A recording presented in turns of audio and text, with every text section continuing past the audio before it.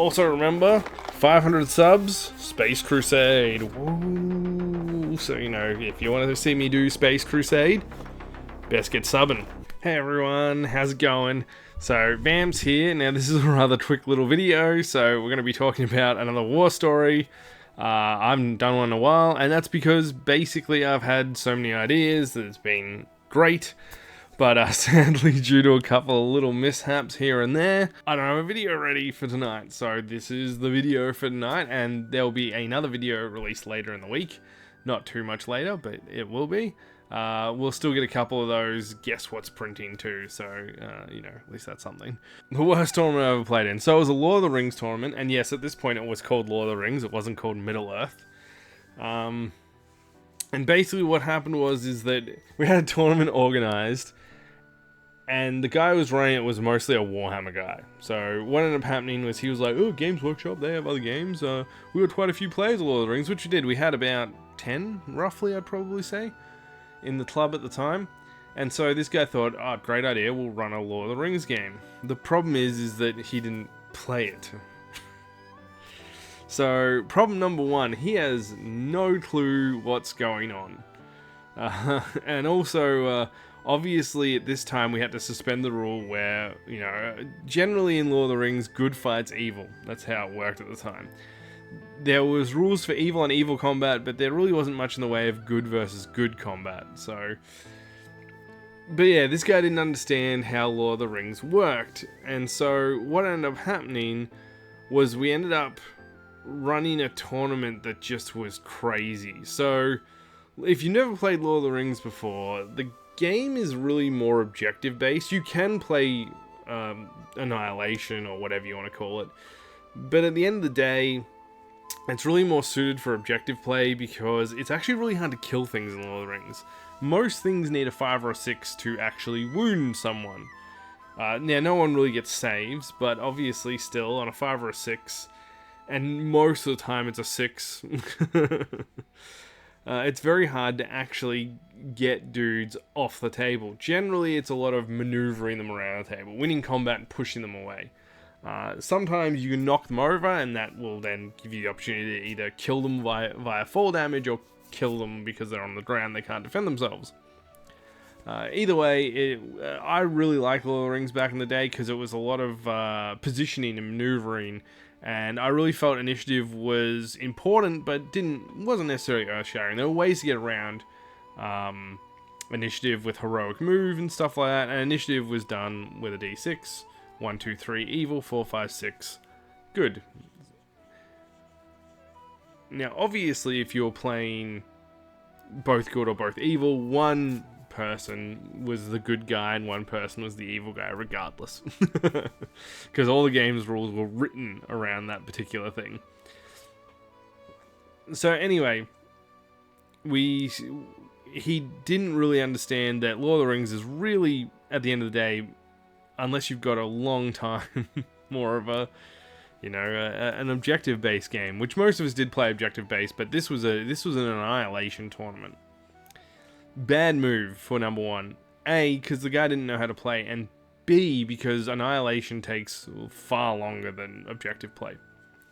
And when you're playing in a tournament that starts at like 5 o'clock in the evening, and you've got 8 players in the tournament, because that's how many showed up, you're running on thin time at this point. And also, not everyone was as well versed as a lot of us. So, I had a friend he got me into Lord of the Rings, and he was playing, and he ended up on the opposite side of the bracket from me. That was just luck, you know, you went up. It's kind of like Dragon Ball, you know, you reached in and you pulled out a number. It wasn't a big brass ball, though, it was just a slip of paper, but it was like a little box, and anyway, I got like a 7, I think, and he got 1. So we were on the opposite sides of the bracket. Single elimination. There was talk about doing like a double elimination thing, but that really went out the window quite quick. So, I mean, I finished up my game rather quick because I had gone Isengard. I was Isengard, and so I'd stacked my team with some berserkers. So what would happen is that the Isengard orcs and Saruman would sort of, you know, get them into a crap position, and then the two-handed berserkers would just murder people. And so the funny thing is when you play a murder-based Lord of the Rings game, Evil's really good at that, because a lot of evil dudes have two-handed weapons. Two-handed weapons in good teams actually doesn't pop up a lot, except for dwarves, and dwarves were rare at this point. I'm not even sure if the Dwarven army was actually out yet. Obviously, you get Gimli and a couple other named characters, but that was about it. So, unless you were going to pack Gimli in your army, you didn't really have much of an option on good two-handed weapon guys. There were a few two-handed spearmen, but they counted as spearmen, not two-handed weapon guys.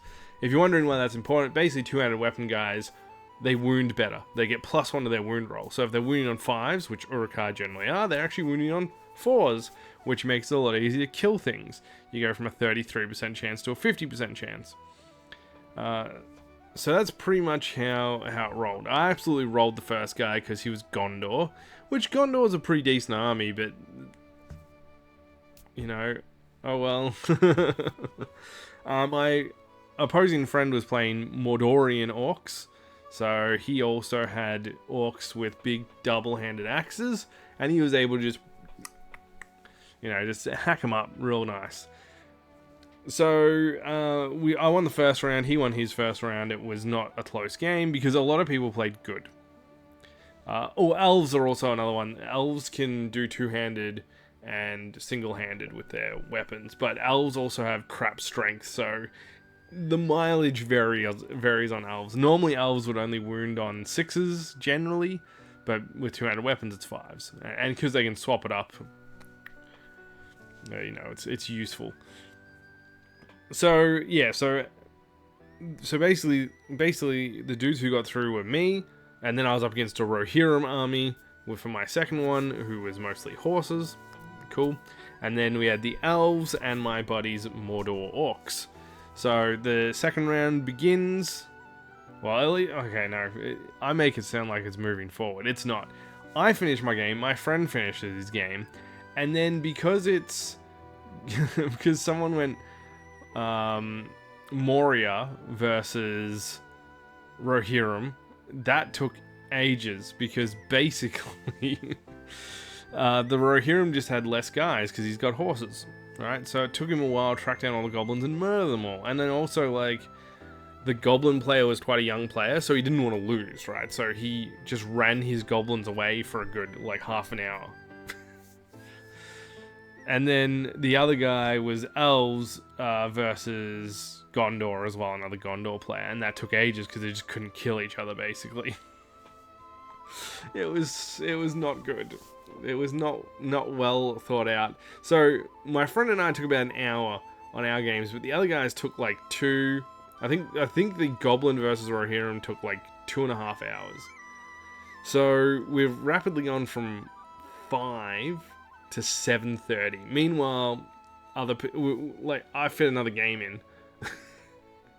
Me and my friend, we played with other armies against each other. He played with his Isengard, and I played with my, I think I had Gondor was my good army. So we played a game in between that, because as I said, we were more experienced than the other players. So, and then at 7:30, it was like, okay, everyone, let's go ahead and do this, alright? So, it took about an hour and a half for me to wipe Rohan, because while my guys were good at killing, Rohan is very good at positioning, particularly with horses. And it turns out guys on horses much harder to kill than guys off horses, because you can kill their horse, but then they're just, oh, I'm off a horse now. So a lot of times I was doing double duty. I'd ended up hitting their horse, killing their horse, and then have to go and kill them as well. Also, he had quite a few decent heroes. He had Theoden and Eomer, and they are hard to kill. Like, really, they got a lot of stuff going for them. The only dude who really sort of was on the level is, I had Lurtz. Lurtz was also one of my other heroes. I had, like, Lurtz, and, I mean, he's decent, but he's not He's not Eomir on a horse decent either. And then Saruman. Now, Saruman put some work in because he got Eomir off the horse. He force pushed him, Sorcerous Blast off the horse. That was good because that actually made him way more manageable. But it still took ages. It took ages. So it was like an hour and a half, maybe close to 2 hours for that game. Elves versus Mordorian Orcs, you might think, oh yeah, well, by the sounds of it, Mordorian Orcs should just kill him, right? Like, you hit an elf with a big axe and he dies real quick. Yeah, the problem is winning against elves. So, elves have a really high fight value, and the way the game works is you take your dice, your d6s, and you roll them, and whoever rolls the highest wins the fight. And if it's a draw, it's whoever has the highest fight value. So, Mordor Orcs have a fight of like 4. Some of their leaders have 5 if they're really good. And some of their really good leaders, like Ringwraiths and stuff like that, may have a fight of like 7. But Elves base, just a regular bitch-ass elf, has like a fight of 6. So, it actually was a very close game. It went for like 2 hours. But it was very close because the elves were slowly chipping the orcs down, but when the orcs won, they'd definitely kill an elf, basically. So now we're looking at 9:30. We're looking at 9:30, 10 o'clock by the time this is rolling around for the last game. And then what ended up happening is that you might think, I just went, in theory, this is good theory, but then we've got to tack like half an hour into each gap. So there'd be like a gap period where the guy would be working out something, I don't know what it is. To be completely honest, he was playing a game of Warhammer roughly the same time. So he'd generally working out the bracket, but he'd actually be taking Warhammer turns. So really it was more realistically like 11 o'clock when the final rocked up. And the thing is normally if you gave Ian, I'm pretty sure is who I called him, the club runner, if you gave Ian a heads up, he would be normally fine to stay back.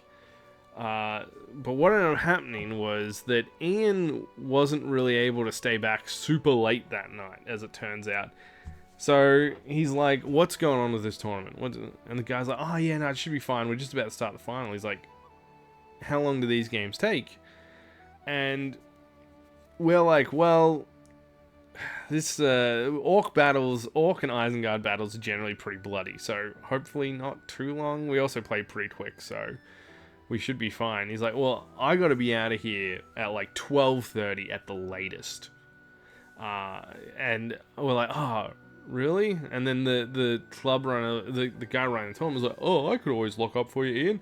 But Ian's like, no, I need to be out of here by 12:30 because the guy who actually owns the hall wants to come in and set something up, basically. And from what I understand, they had like sort of like a wedding thing, like a very small wedding, but the wedding was like early in the morning and they wanted to have all the tables set up because they weren't going to be able to do it any other time. So basically, as insane as it sounds, the owner was coming with a group of people at 1 o'clock in the morning to quickly set a wedding venue up and then go home. So we needed to be out of there by that then. And so like he's like, I can get you 12:30 at the latest. And we're like, oh shit, 12:30 for an Annihilation game.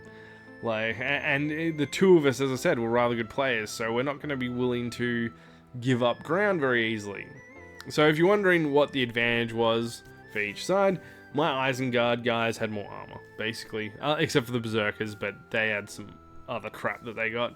So my guys were hardier, his guys weren't as hardy, but they still hit hard, and there were more of them. So it was numbers versus quality, basically. Quantity versus quality. And so we started the match, and pretty much it was just a friggin' brawl. Like, we just went at each other. We went absolutely crazy, but every single time something big would happen, we'd look at the clock and be like, oh shit. So we're picking up the pace, and the problem is that we're both making bad moves because we're trying to not go over time.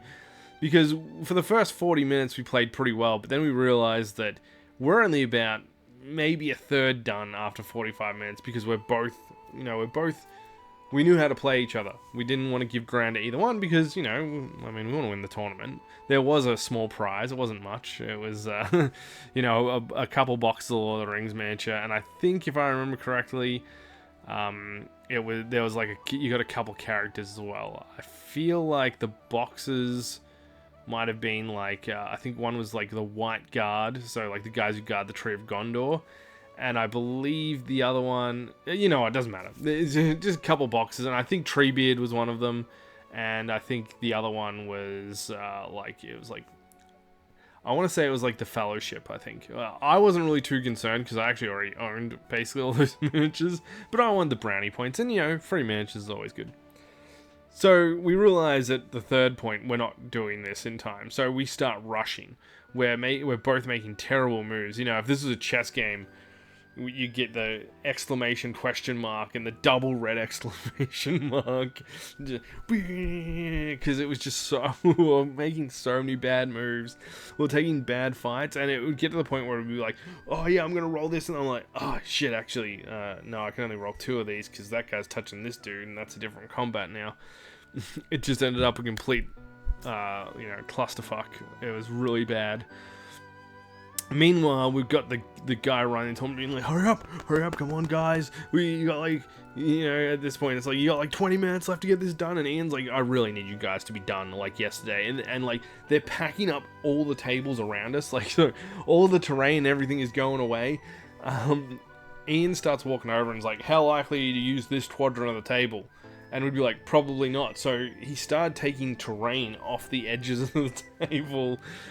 It was horrible, and we're rushing, and we're just going. Anyway, what ended up happening is that I accidentally made a mistake. I left Saruman out slightly in the open, and his Ringwraith and a couple of his Mordor two-handers got in and murdered Saruman, and we had like 10 minutes left, and I'm like, I'm just gonna let you win. Just for the record, I'm pretty sure he would have won. But yeah, like, it was one of those things where I moved all my guys, I finished moving, and then I was like, shit, I've left like a 2-inch gap, like right into Saruman. And I was like, hopefully he doesn't notice. That didn't work. So yeah, I lost that tournament, but it was the most piss poor run tournament I think I've ever actually been a part of. It was horrible. Like, I don't know why this guy thought he could run a Lord of the Rings tournament when he'd never played it. But so basically, if you're wondering why he wanted to do it, he'd already ran a Blood Bowl tournament, a Warhammer Fantasy tournament, and he ran a Warhammer 40k tournament. Not in that order. Blood Bowl was actually the last one. And so he wanted to complete what he called the trifecta, which makes no sense because wouldn't it be a quadfecta? I don't know. I'm not up to my fecta standards. But really, he wanted to complete the quadrilogy, we'll call it. And he wanted to get a Lord of the Rings tournament under his belt. Which is, you know... he also was planning to run a Necromunda tournament, which he did run, and I did plan, and it was much better because he knew what the fuck he was doing, and he actually actively played in it, so that helped. I kicked his ass. It was good vengeance, but his Lord of the Ring tournament was a fucking shambles. Yeah, so that's it. That's the story. Thank you so much for joining me. Sorry that this video was so rushed out. Legitimately, as I finish this video is going to get edited together and put out right away. So thank you so much for joining me, guys. You have a good one. And yeah, that's it. Worst run tournament ever. Done. See yous.